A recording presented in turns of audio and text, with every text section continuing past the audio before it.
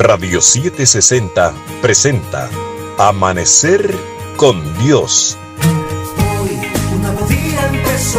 Un espacio que nos equipa para enfrentar el día a día, inspirados en la verdad de la palabra de Dios, desafiándonos a vivir a plenitud, alumbrados por las verdades bíblicas y las promesas que como hijos nos pertenecen. Contigo, Amanecer con Dios. Hoy un nuevo día empezó, otra oportunidad. Bienvenidos a Amanecer con Dios.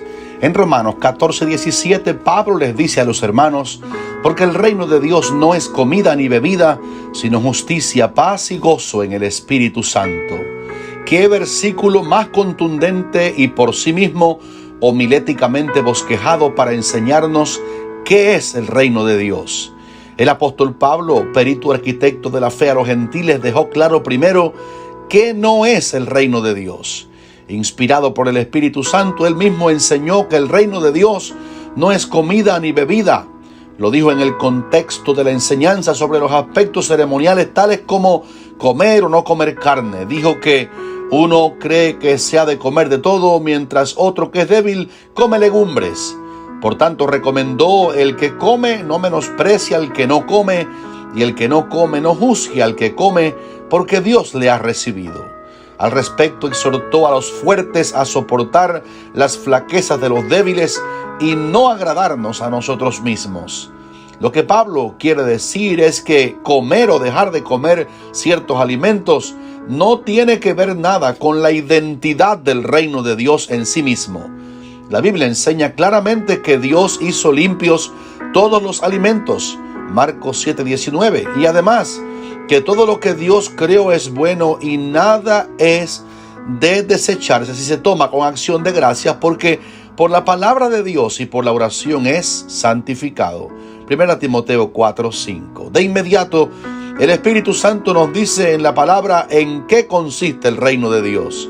Primero, consiste en justicia. Es así porque Dios es absolutamente justo. La Biblia dice que Él es el justo y el que justifica al que es de la fe de Jesús. Romanos 3:26. Inmediatamente que el pecador se arrepiente y acepta por la fe a Jesucristo como su Salvador, Dios lo declara justo, absolutamente inocente ante su tribunal, completamente perdonado de todos sus pecados y con el poder para vivir la vida justa que agrada a Dios. Por tanto, cuando un pecador es cambiado de posición por la justicia divina y convertido en justo, el reino de Dios ha sido manifestado. En segundo lugar, el reino de Dios consiste en paz. Desde el diluvio, Dios puso su arco en las nubes y habló paz hacia el hombre, pues prometió nunca más destruir la tierra por medio del agua. Y cuando el ángel avisó a los pastores en Belén que ese día había nacido el Salvador, una multitud de las huestes celestiales proclamó paz en la tierra.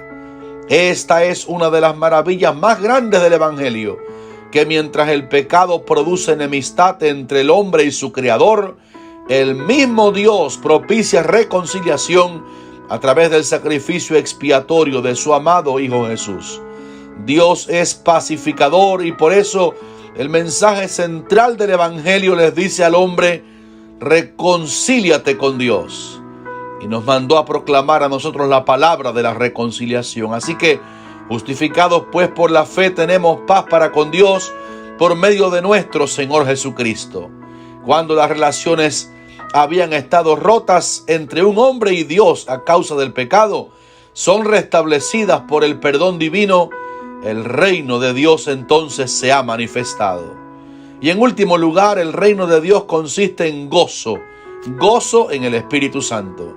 La tristeza es uno de los más severos asesinos de la felicidad humana. Sin embargo, hay una tristeza que es según Dios, la cual produce arrepentimiento para salvación. 2 Corintios 7:10. El Espíritu Santo sabe compungir el ser interior y causar el dolor que precede al genuino arrepentimiento.